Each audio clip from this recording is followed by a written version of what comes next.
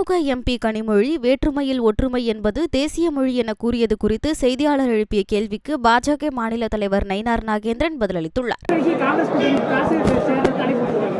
ஒவ்வொரு கட்சியிலும் அவங்க கூட்டணிக்கு அழைப்பதுல ஒன்றும் தவறு இல்லை. அவங்க எங்க போறாங்கிறது தான் முக்கியம்.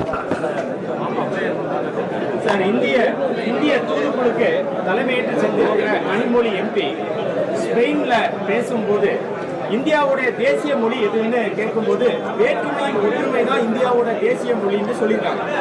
இதை பாஜக எப்படி பார்க்குது, அவங்க எதுவும் குறிப்பிடலைங்கிறத பார்த்தா உங்களோட ஆதரவு? அதாவது இந்தியாவில் பல்வேறு மொழிகள் இருக்கிறது. ஆக அந்த மொழி இந்த மொழி நம்ம என்று சொல்லி பிரித்து பார்க்க வேண்டிய அவசியம் இல்லை. அவர்கள் மதிப்புக்குரிய கனிமொழி அவர்கள் நல்ல வார்த்தையை சொல்லியிருக்கிறார்கள். ஆக வேற்றுமை ஒற்றுமை, யூனிட்டி இன் டைவர்சிட்டி, அதை தான் பாரதிய ஜனதா கட்சி விரும்புகிறது.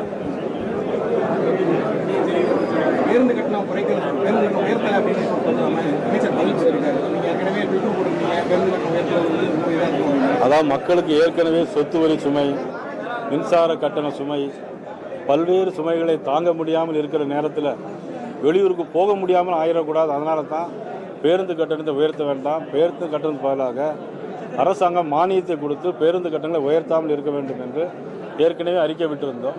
அதனுடைய அடிப்படையில் இப்போ மாற்றம் இல்லை என்று சொன்னால் அது வரவேற்கப்படக்கூடிய விஷயம். செய்திகளை உள்ளது உள்ளபடி தெரிந்து கொள்ள ரெஃப்ளெக்ட் நியூஸை சப்ஸ்கிரைப் பண்ணுங்க.